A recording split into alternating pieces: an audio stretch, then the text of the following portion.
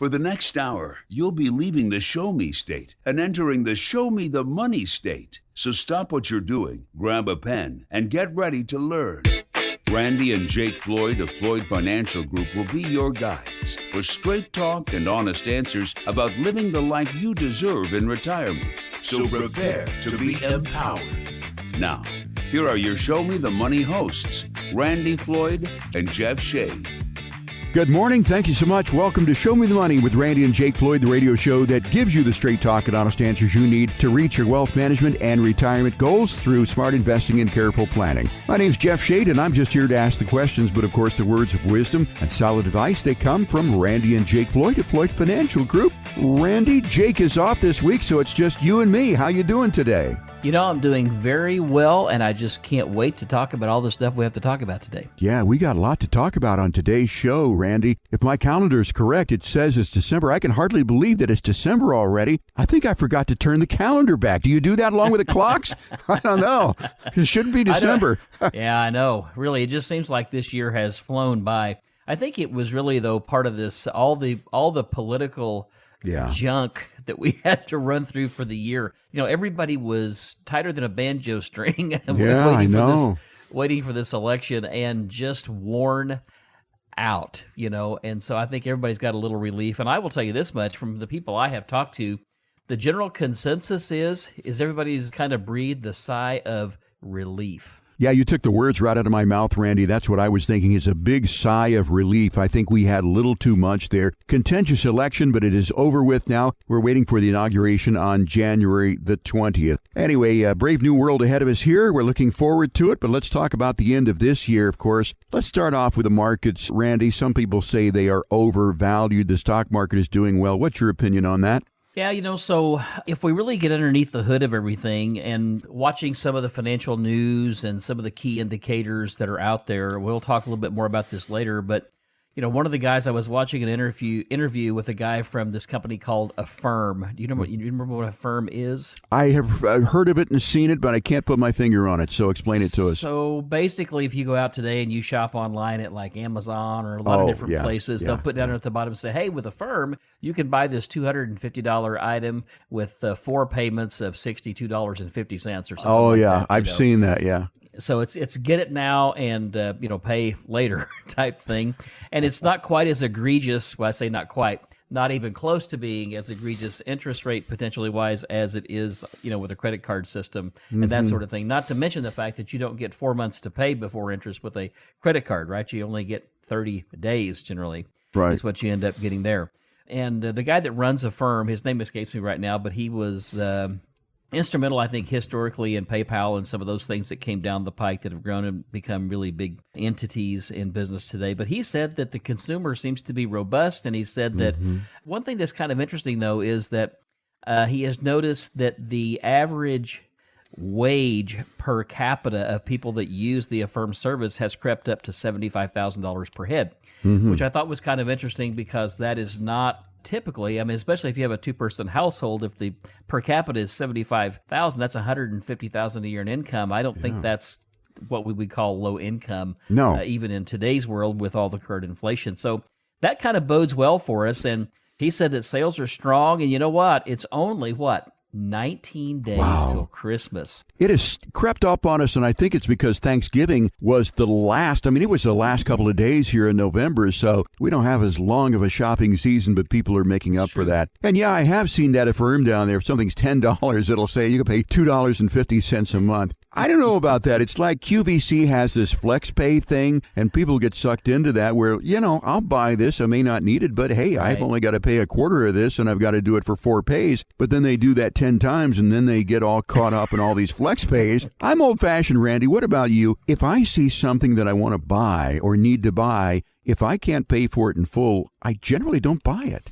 Well, I will tell you that I wish I could tell you that all of my life I had mirrored what you just said, but that would not be the truth. When I was first starting out and all that, especially, I didn't grow up with what I would call the silver spoon in my mouth. I mean, if we bought anything out of the ordinary, we had to make payments, So I, learned to use my credit a little too well early on in life. But you're right. As of today, if we can't really pay for it, we just really don't don't go get it. But we live in a pretty interesting time right now. In fact, you and I were talking about this just earlier, how we hear so much from Gen Z and that, they just don't have any money and they can't do this and they can't do that. But I think what it amounts to is our lifestyles have just crept up so much to where what used to be the norm is now poverty. Oh, yeah. And unless you have $2,000 cell phones, a new car, a $500,000 house, you're just not getting it done. It's interesting how things have changed there. And we were talking about, that kids today, kids don't get to run free and all over the world like we used to when we were growing up. Well, yeah. But they have a lot of advantages today, too. And we've talked about that with our grandkids and the things that they have. And we'd be scratching our head thinking, what in the world? Yeah, and I don't know if that's good for the kids either. I see these 70s flashback things I get on Facebook sometimes, and it's, it's a group of kids. They're on their bicycles, or maybe it's, a couple of young teenagers, and they've got the engine or transmission out of a car, and it's saying, remember the days when there were no cell phones, there were no computers. We just got on our bikes, and, we said we were riding around the block, but, we would ride 15 miles out into the country to explore abandoned houses and things like that. And we got back, and we were just fine. And, Adam Carolla, friend and comic, said these days you can't, back down the driveway without your kid buckled into the seat like Neil Armstrong going to the moon. I mean, we're just a little bit protective of these kids today, and they have everything. I don't think it is very good for a young child to sit and just play computer games all day and all night. Talking with Randy Floyd here, Floyd Financial Group. We're talking about current events. We talked about the markets, little social commentary about kids today.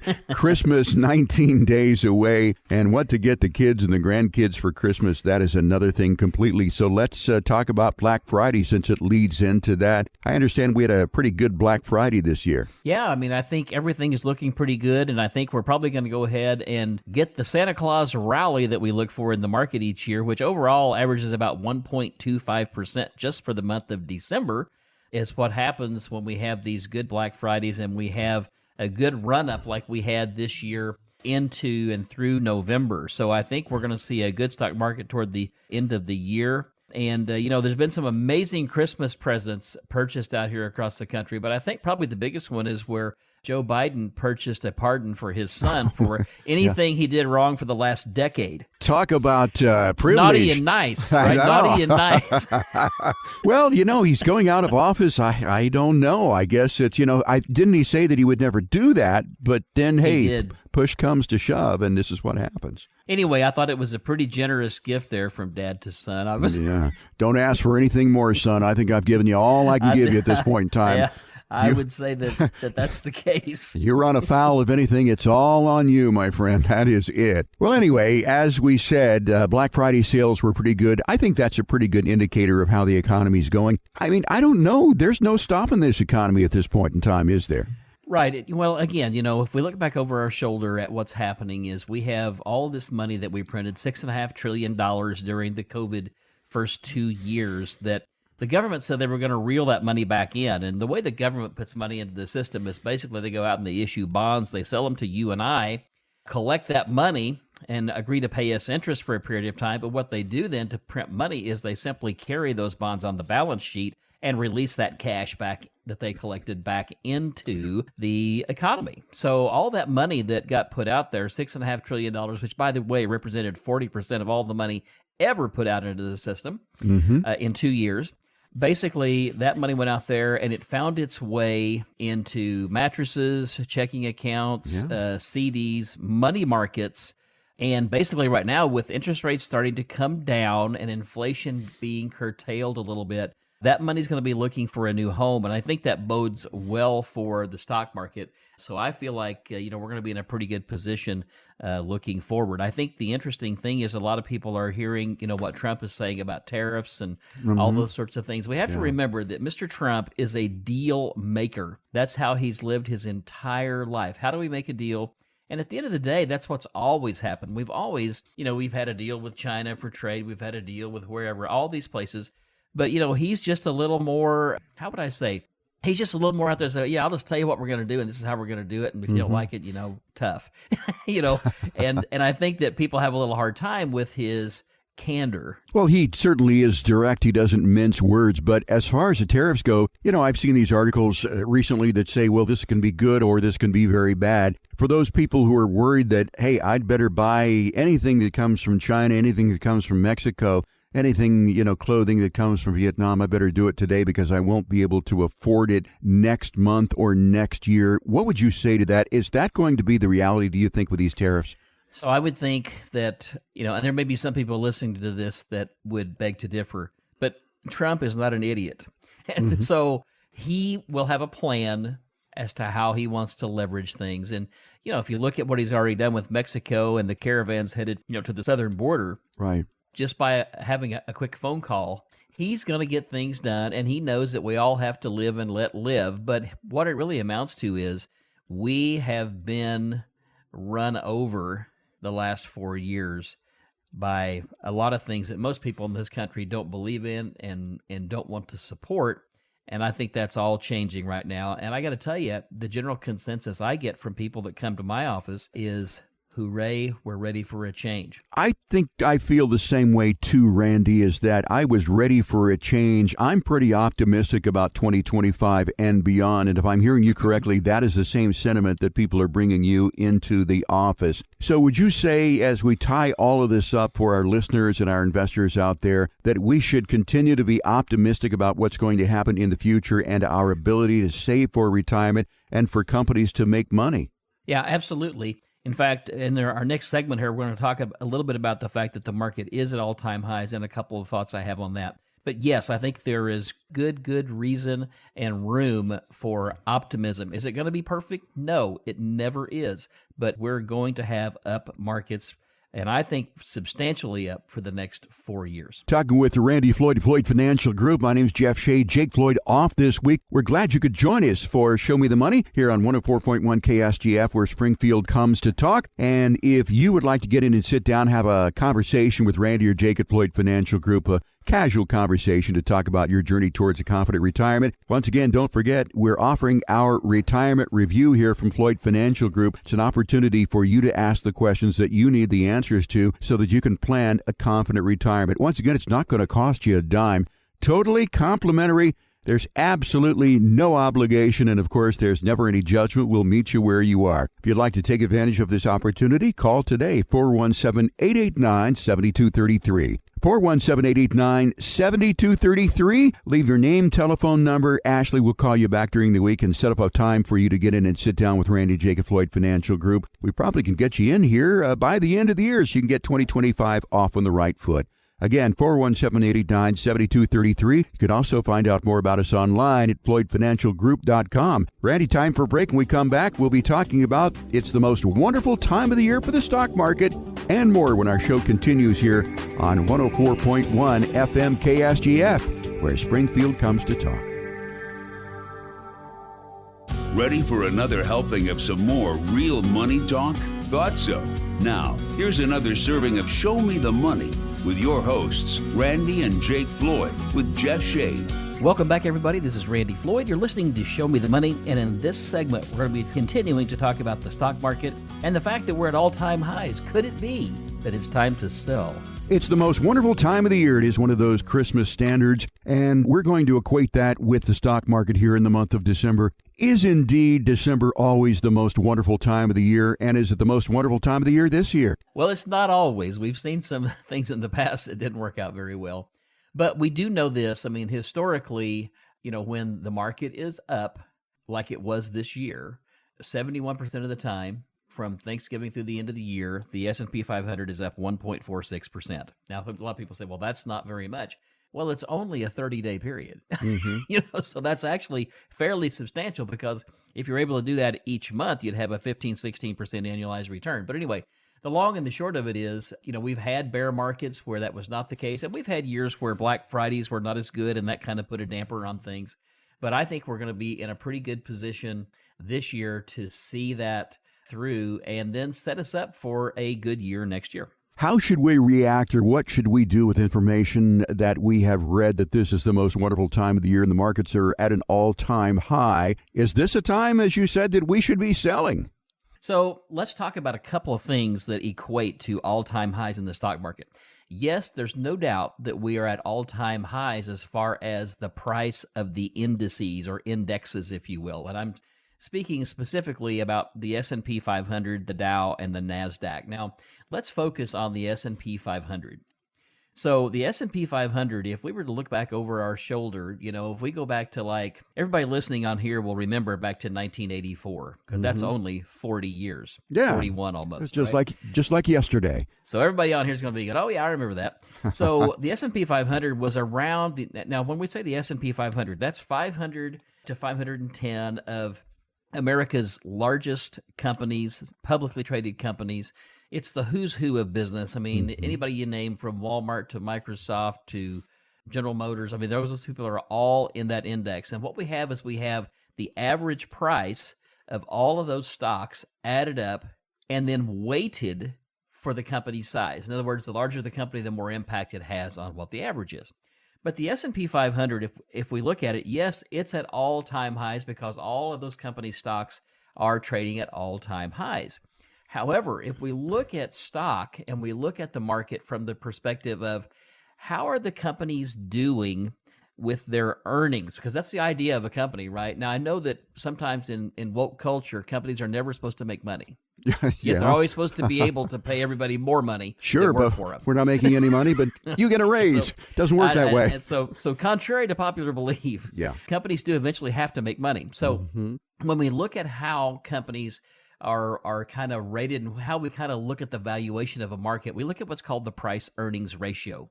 So the price earnings ratio says this, Jeff, let's say I have a stock that's selling right now, or we call it trading, but selling is really what it amounts to, buying and selling at $100 a share, and that company makes $5 profit per year per that one share.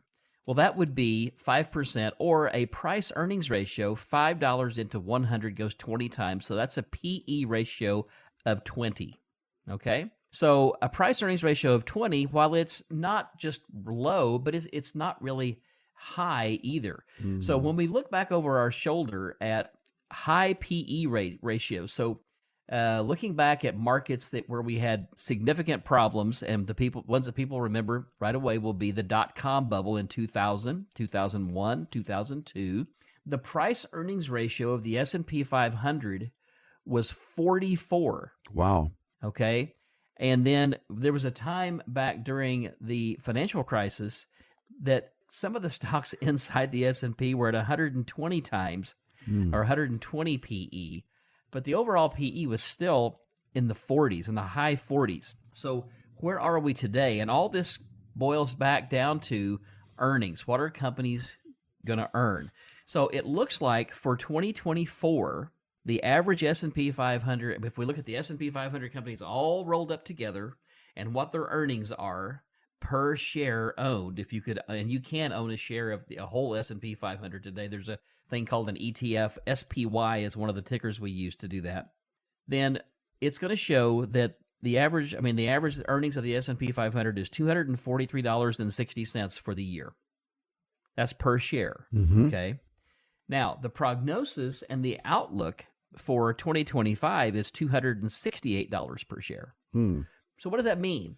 It means that companies are going to make more money, and as companies make more money, and we already talked about the fact that we have all this money sitting in mattresses.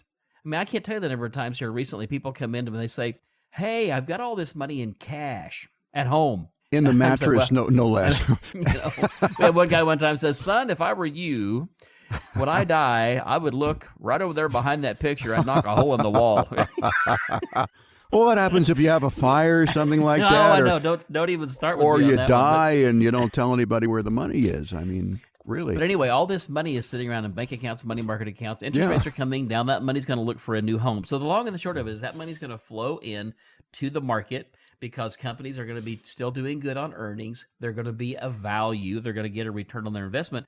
So that alone is bodes for a 10% increase next year in stock prices. Just that.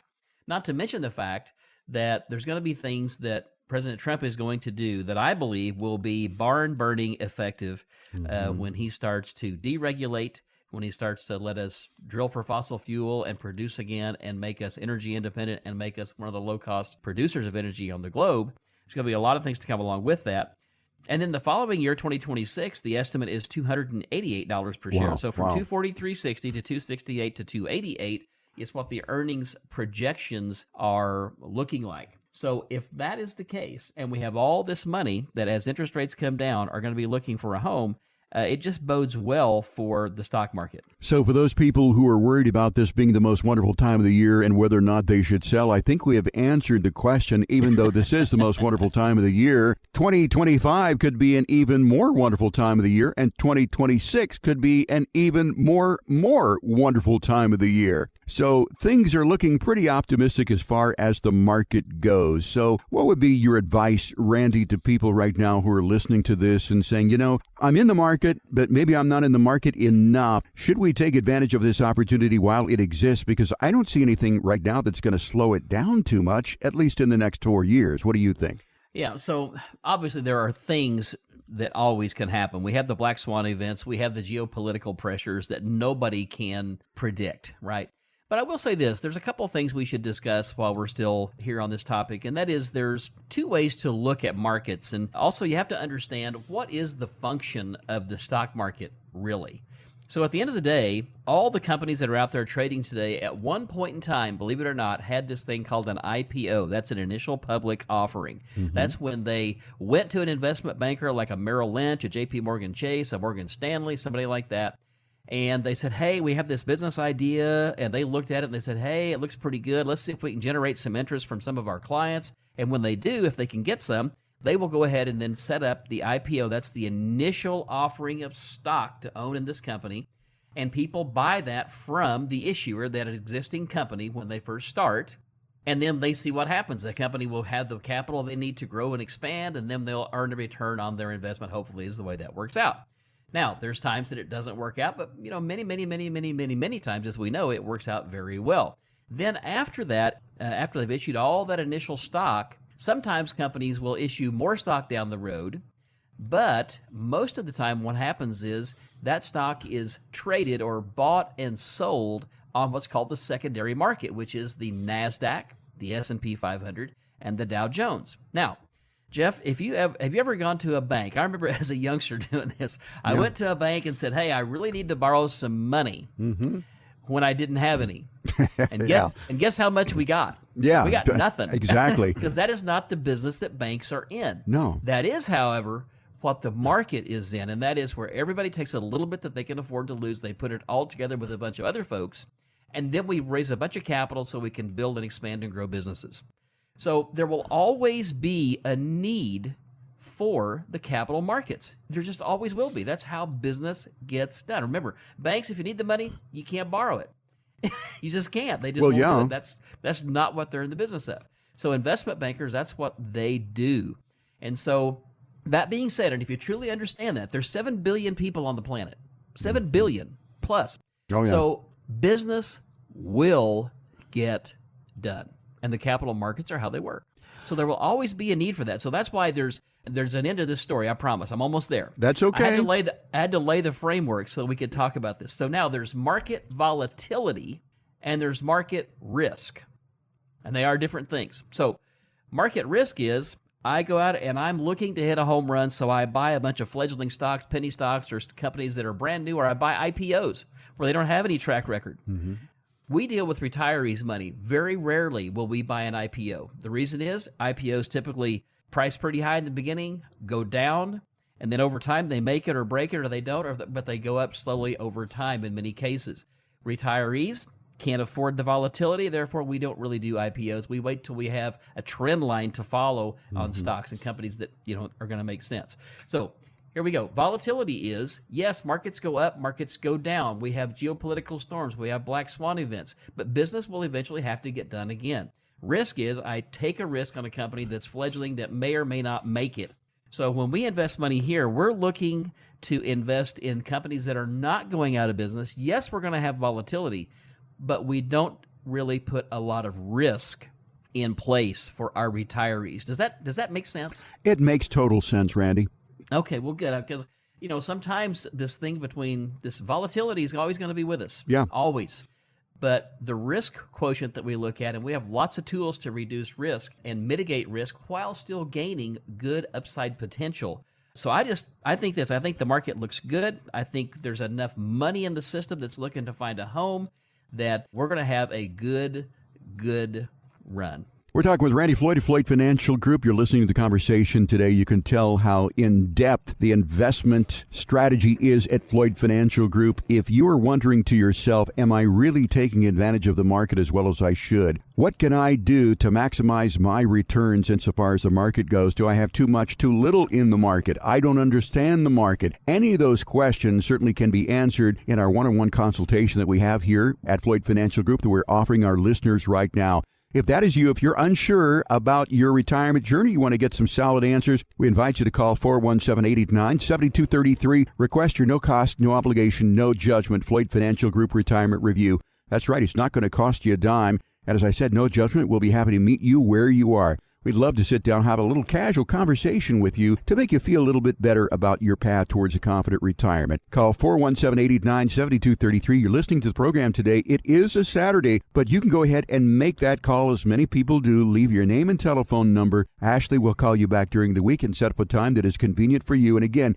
it is just a casual conversation. An opportunity for you to sit down one-on-one and have a little chat with Randy or Jake at Floyd Financial Group. You can also find out more about us online at floydfinancialgroup.com. Hey, Randy, it's time for a break. We come back here on Show Me the Money on this fine Saturday morning. We're going to be talking about 12 retirement planning questions that we need the answers to and more when our show continues here on 104.1 KSGF, where Springfield comes to talk. People of the Ozarks, step away from the fishing pole and prepare to be shown the money, because we're back with more straight talk and honest answers with Randy Floyd, Jake Floyd, and Jeff Shea.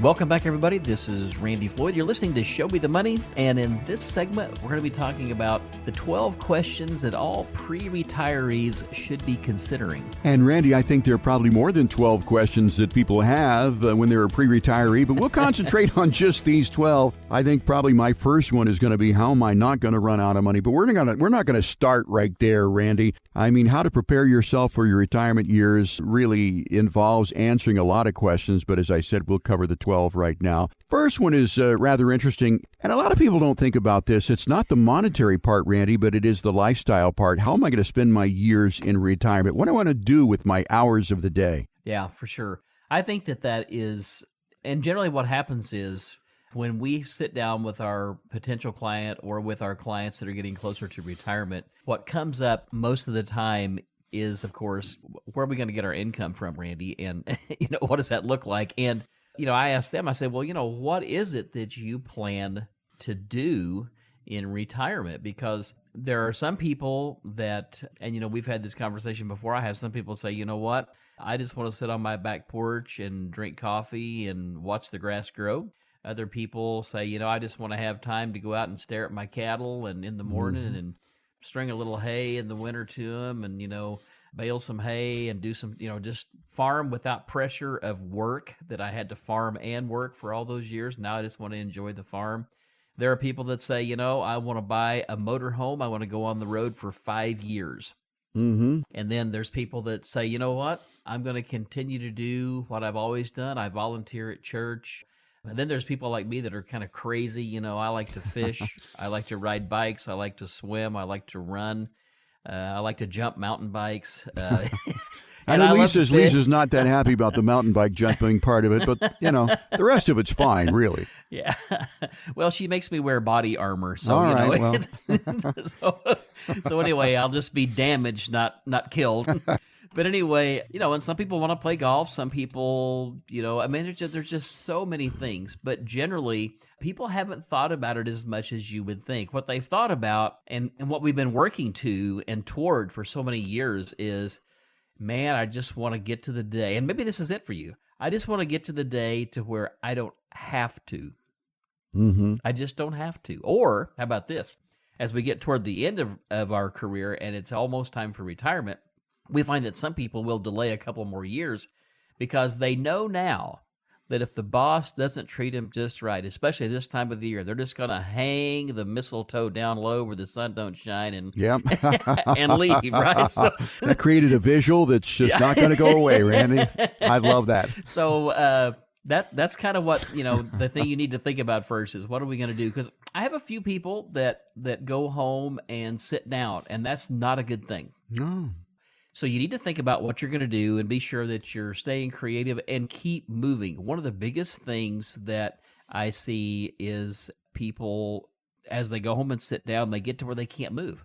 You're exactly right. And if you can't move, that's problematic for lots of things in your body because the body was designed to move. Yeah, and I listened to this podcast called How Not to Retire, and the psychologist who does it certainly does talk about that, keeping not only the body active, because as you said, a body in motion stays in motion, but also the mind, the brain is sort of a muscle too. That's the reason why it's good many times older people do puzzles, they do crossword puzzles. Just being a lifelong learner is way better for your body and your brain than sitting and vegetating in front of the TV that's sort of passive. You're not thinking about things. Yeah. So I think that's very important to consider how you want to spend your retirement years. Is this a conversation that you have right at the beginning of your consultations is, sort of lifestyle planning? What are we planning for? And then how do we figure out how to pay for that?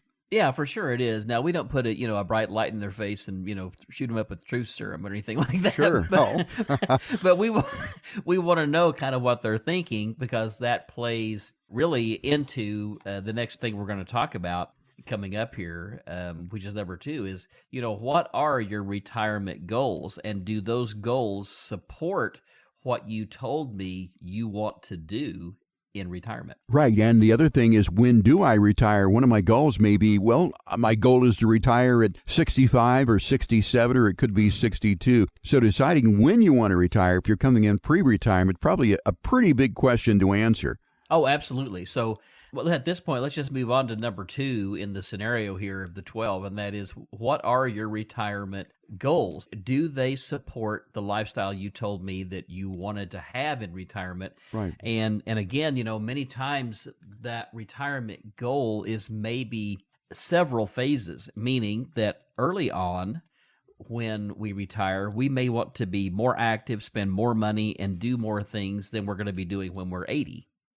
However, I'll tell you, I see people all the time now. I saw a guy the other day, 83. He lives out in California. It's a guy that there's a fitness program called Strava that I use all the time. I know it. And so this guy is 83, and every day he either swims, rides his bike, or takes a hike. And I'm talking like, for a couple hours. Yeah. But he says that's what keeps him in great shape and keeps him going, But again, we need to think about what it's going to be, and let's see where we are, because one of the things we're going to do is really assess where you are in the planning scheme of retiring. Because we have people coming in here now in their 50s, early 50s, some are in their late 50s, and so we're talking about people that are within 5 to 10 years of retirement. We have some that are a little further out than that, but for the most part, it's 5 to 10 years that we're seeing a lot of people here, because prior to that time, they've had all their money in their 401k, and they've been funding it, and they got IRAs and things, and they can't touch that money or really do much with a lot of that company money until they hit 59 and a half. So, but again, we need to really start thinking about what kind of income we're going to need, what's Social Security going to look like, do you have a pension if you're one of those lucky ones that still has that, do you want to work part-time maybe, rather than shutting it all the way down, which is, as Jeff, is what I have elected to do.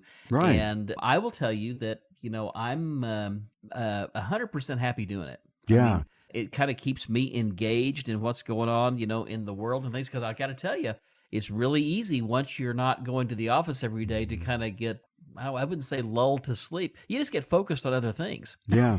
Well, it's always good to have something to do. And I think about this. Retirement is a rather recent concept. I'm going to say in the last 70, 80 years or something like that. I mean, back in the 40s, it seemed like generations of people. I mean, it was not uncommon. And of course, I don't know about the 40s. You and I weren't alive in the 40s, but I have heard that, you went to your local cobbler, so to speak, shoe guy, and, he could have been 80 years old. Your butcher could have been, 80 people on the farm. I mean, generations, grandparents and parents and the kids all worked on the farm. Nobody really retired. I don't know how we got into this concept that, hey, when I reach 65, I've got to retire.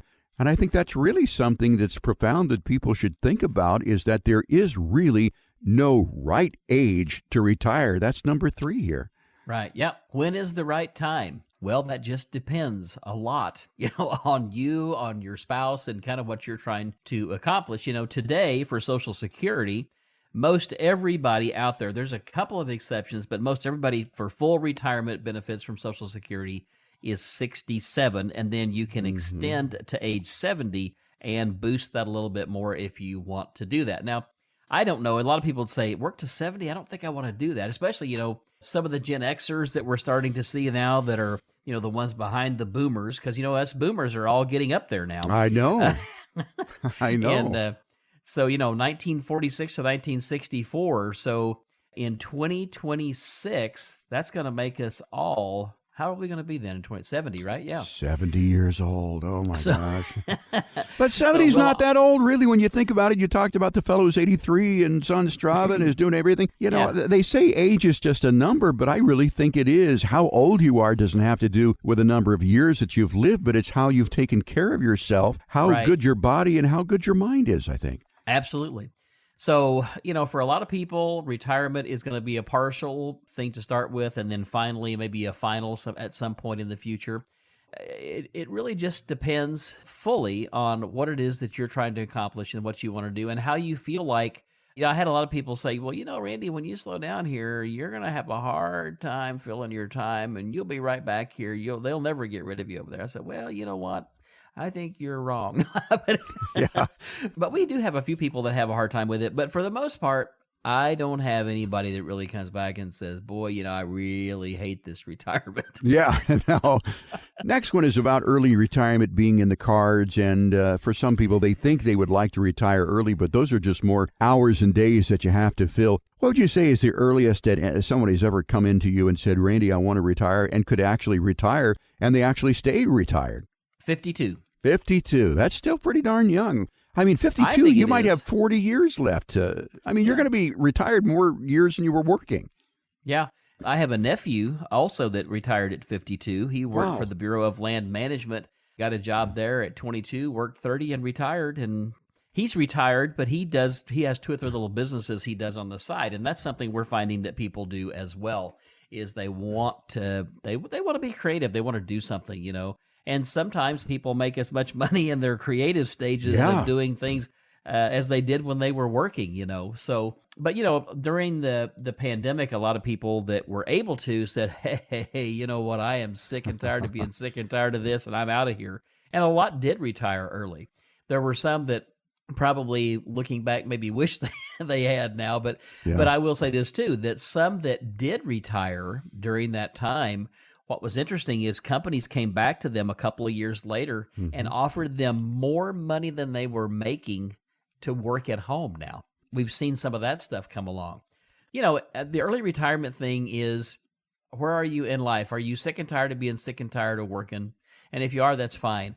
Or are you just sick and tired of where you are working, and maybe you need to switch it up, or maybe you just need to go part-time? I mean, again, everybody has a different idea of what that looks like and how long your money's going to last and how much money you need versus how much money you currently have saved. And I think the takeaway from this is retirement may be retiring from the initial job that you had. It doesn't mean that you'll stop working. It just means that if you work in retirement, that now you're working because you want to. You're doing something that you really want to do, which is creatively stimulating for you. You get a lot of satisfaction from versus something that you did because you had to do it. So retirement can be a very good thing. I think it was chapters in a book, and I have just, started a new chapter here. I'm not at the end of the, story yet, but it is a new chapter, and it is an exciting chapter that I think people should really consider as their retirement goal is starting a new chapter. Listening to Randy Floyd here. My name's Jeff Shade. Our show, of course, called Show Me the Money. We're talking about 12 retirement questions that everyone should consider before retiring. We're about halfway through here, so we're going to continue this in our next segment. But in the meantime, if you'd like to get in and sit down with Randy and Jake, Floyd Financial Group, talk about your individual journey towards retirement, what you're going to do, how much money you're going to need in order to do it, we invite you to call 417-889-7233.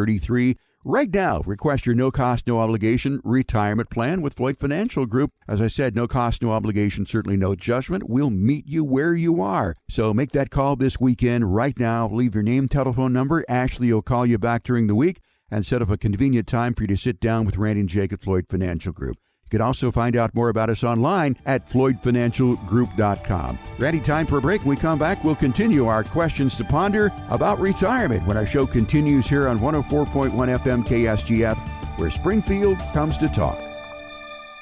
Ready for another helping of some more real money talk? Thought so. Now, here's another serving of Show Me the Money with your hosts, Randy and Jake Floyd, with Jeff Shade. Welcome back, everybody. This is Randy Floyd. You're listening to Show Me the Money. And in this segment, we're going to continue to talk about the 12 retirement planning questions you should be considering. We're on number 5, and that is, how much retirement savings do you actually need? And I think that's a good way to phrase it. How much do I need versus how much do I want? And I think, Randy, that most people should, going into retirement, first of all, figure out how much it costs to keep the wolf away from the door, and then go, how much do I want? Is that right? The order of things when you're talking about income planning and retirement? That let's cover our basic expenses, then let's keep adding on to that until we don't have enough money to do it. That's basically it, yes, Jeff. Yeah. So, I mean, it's one of those things where, I mean, that's really the long and the short of it is. I want to make sure that we know exactly what our bare bones living expenses are. And then I want to know, how much fund money do you want? And then I know that, generally speaking, people are going to underestimate the fund money. So I'm going to add to it. Do you double that or add it a time and a half? If they say, I want 2 for fun money, you make it 4? It depends on the person and what they're saying. And, sometimes they'll say, well, I only spend, $250 a month at Walmart. I'm like, that's 10 minutes for me at Walmart sometimes.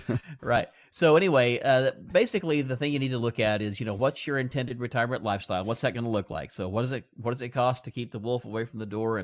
And like you said, and what does it keep you fed? And then what is it we want to have for fun? And then, of course, what are potential health care issues and long-term care potential needs? And then finally, again, just what are our retirement income streams and how reliable are those? And how do we make sure that they don't run out? And the bare bones to keep the wolf away from the door, maybe $4,000 a month. I don't know. For me, that seems pretty reasonable. But then when it comes to, let's say you like to fish, and some people may say, well, I've already got a bass boat.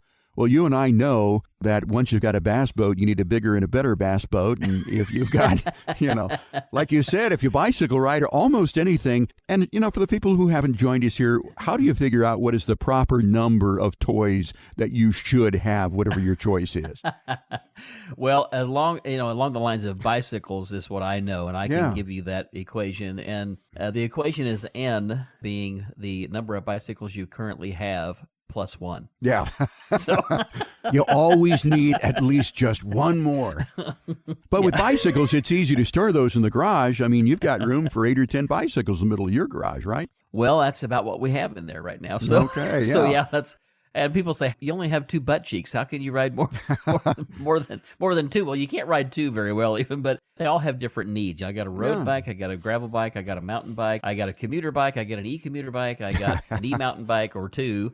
And then I got my triathlon bike, so of all those different things. But, one way to kind of look at how much retirement savings do you need, out there, if you really look at what the supposedly experts would say. Now, you know what an expert is. You know the definition of an expert? I go ahead and refresh my memory here, Randy. There's 2 of those. That's a person 50 miles from home with a briefcase. That's an expert. The other one is a drip under pressure, an expert. An right? expert, you got it. But the experts would tell you that 4% should be your starting withdrawal amount. So if you want $100,000 a year in retirement income, $2.5 million times 4% gives you $100,000 a year. Mm-hmm. So people say, well, I don't have $2.5 million, so I'm not going to get to my $100,000. You may not need $100,000. Plus, you have to figure if you have a pension, what's your Social Security going to be, and that sort of thing.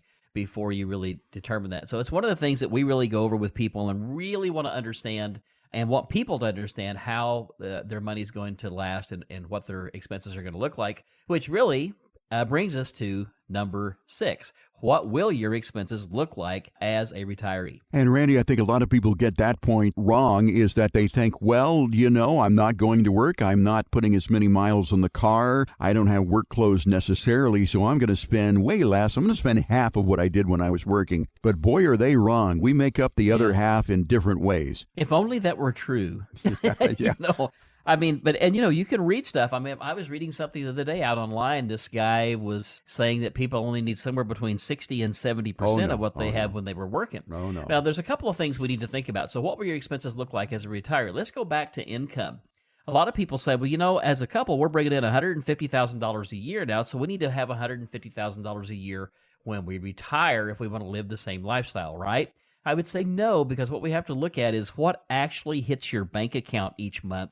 At $150,000, if you're funding your 401ks, even at say 5% each, 10% of that, that's $15,000 that comes off the top. Plus, you're paying roughly 6.5% to Social Security, so there's 17.65 less that you would need right there just when you quit working. So we know that that's going to be a real thing. Also, you may be in a slightly lower tax bracket, and depending on what your Social Security check is, only 85 cents on the dollar of Social Security is taxable if you're north of $44,000 per year as a married couple. So there's a lot of factors that come into what you really might need in retirement. But let me just say this. You're going to probably need nearly as much cash flow. Sure. And if you want to do something really special, you're going to need more. But I would say most people I learned need as much cash flow in retirement as they needed when they were working. Now, there's some exceptions to that, but I would say most people are not looking to take a pay cut when they retire. In fact, if anything, they're saying, man, I've waited so long for this. Yeah. I'm going to enjoy it now. And so, we got to look at everything that we normally do with the added thought process of what happens if my health fails? What happens? That's probably the biggest thing, because people are going to think about, vacations and all the gifting and everything they currently do. How much inheritance they want to leave to their kids, because I have people come in and say, hey, I'll do anything to leave $1 million to my kids when I die. And I have other people say, I don't care. I've given everything they needed to them while they were alive. They got an education. They can go make their own. And I want my last check to bounce. So I mean, there's everything in between. Yeah. Well, I've done a budget for retiring, and I'm telling you, I'm going to have a mortgage. Many people don't have a mortgage, but my mortgage is the same. My property taxes may go up a little bit. Homeowners Association, in my case, may go up a little bit too. But we're still watching TV. We still have a car. We have car insurance. On down the line, we still have cell phones. And I've got to tell you, in retirement, I'm going to spend as much in retirement as I would when I was working. I'm working now, but I'm working from home, so it's sort of a semi-retirement type of thing. So consider that. And as I said, I think a budget will really open your eyes a little bit. You touched on this. I want to expand on that too. Is healthcare costs. When you're working, an employer fronts a lot of that healthcare costs, but when you retire, it's mostly on you. Now you've got Medicare, but Medicare doesn't pay for everything, does it? That's true. They don't. Medicare is mainly for things that are acute, things you're going to get over. When it comes to long-term care, yes, you have some benefits through Medicare, but they're going to be limited generally between 20 and 100 days for what I would consider what would be long-term care or skilled nursing in a rehab facility. Other than that, you're going to be on your own to pay for it. So some states are different, but in Missouri, that is certainly true. And people say, well, I know there's home health care options and things like that. Yes, if you are in a low enough income and you have few enough assets, you can qualify for some of those things. So that brings up a whole other area. If you haven't done any planning for long-term care, it's something that you need to have a conversation about. And we always have this conversation, whether people, what people decide to do about it. There's 3 things that people decide to do. Nothing and roll the dice. Mm-hmm. Some will buy long-term care insurance, and there's a whole strategy to that. And I would tell you that traditional long-term care insurance we really don't like because it changes all the time and always costs you more, not less. So there's some things that we can do where we can fix those costs, and we know that they're not going to get out of control looking forward. You've got that to look at. So do nothing, buy some type of long-term care insurance, or set up some sort of a trust to protect at least some of your assets. And it's something that is totally above board, totally legal. The state knows we do it. We do it legally through attorneys. I mean, we have an attorney in the building through Elizabeth. We've been doing Medicaid planning since 2006. So we've done a plan or two. And I will just tell you, again, we don't do anything that Medicare does not allow. In fact, we tell them exactly what we do and exactly how we do it, and it's within the rules of law. Now, one thing I would say along that line too, people say, well, I'm not sure that I want Medicaid or anybody paying for any of my health care. So let me just say this. How many of you are willing just to tell the government to keep your Social Security check? I have to laugh. Well, nobody. Yeah, nobody, right? Sure. And that's because you paid into a system while you worked, knowing that you were going to draw out of it. It is the same situation with Medicare and Medicaid. You funded a system, and now you're entitled to draw from that system. Just like when you make deposits at the bank, Sure. you are now entitled to withdraw from those deposits at the bank. It's no different. It's just the fact that the state of Missouri is not going to help you do it. Randy, the initial topic here was 12 questions to answer before retirement. We're going to run out of time for that, so I want to gloss over. Will you have enough retirement income? Where's it going to come from? Of course, Social Security, pension, traditional or Roth IRA, could be 403B, 401k plan, other investments and savings accounts. But I don't want to end the show today without talking about when you can claim Social Security retirement benefits. Probably a very important decision, and in most cases, one that can't be undone. Right. You can one time. You can say, well, I One time. started at the wrong age. I can pay it back, and then you can start again. But here's what I would say about Social Security. I mean, there's no wrong or right age to file. It just depends on a couple of things. Number one, it depends on your health. How is your health doing? It may be that you are just to the point where you just can't work any longer and you need to go ahead and collect at 62.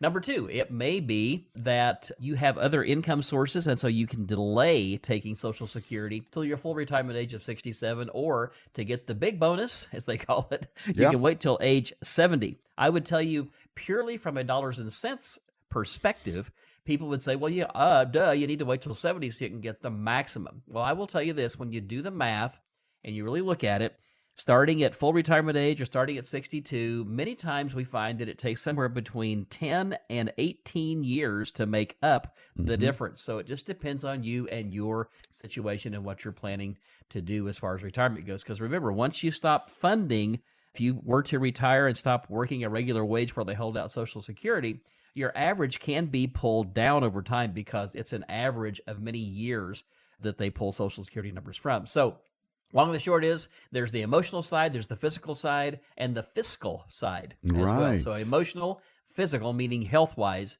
and then the fiscal side, which is the actual planning side that we have to look at. So the best thing I can tell you is everybody needs to sit down and have a really well-thought-out retirement plan for income, the inheritance you may want to leave, the legacy you want to leave to people. Think about health care and how that's going to potentially affect you in the future.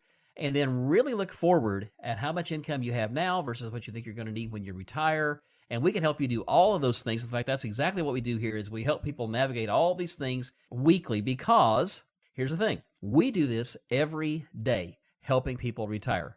Most people will do this once in a lifetime. So there's a lot of little things that you might not think about that you might miss that will have a drastic effect on your retirement long term if you don't think about them. And we also want you to think about taxes as well, too. That is something that we talk about a lot here at Floyd Financial Group. And, of course, we have Rod Link to help us with that. And I'm sure that our listeners have some questions about things that we may not have covered here in our 12 questions to ask before retirement. If that is you, you're wondering about taxes, health care, income, what am I going to do in retirement? We'd like to sit down with you and answer some of those questions in a no-tie zone, a casual conversation with Randy and Jake at Floyd Financial Group. To get your no-cost, no-obligation retirement review with Randy and Jake, call 417-889-7233. Make that call this weekend. Leave your name, telephone number. Ashley will call you back during the week and set up that appointment for you. More than likely, we'll have some time before the end of the year, but those slots are filling up fast because, as Randy said, Christmas is 19 days away.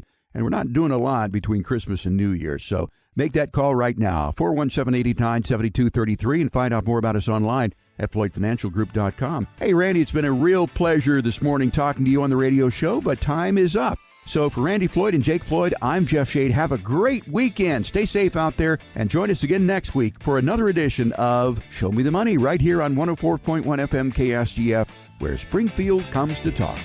The information provided in the preceding program is for educational purposes only and is not intended as investment advice for any individual or entity. All information contained herein is believed to be from reliable sources. However, we make no representations as to its completeness or accuracy. The opinions expressed are subject to change without notice and do not constitute financial, legal, or tax advice. Please consult your financial professional before executing any financial strategy. Financial planning is offered through Floyd Financial Group, LLC, an SEC registered investment advisor.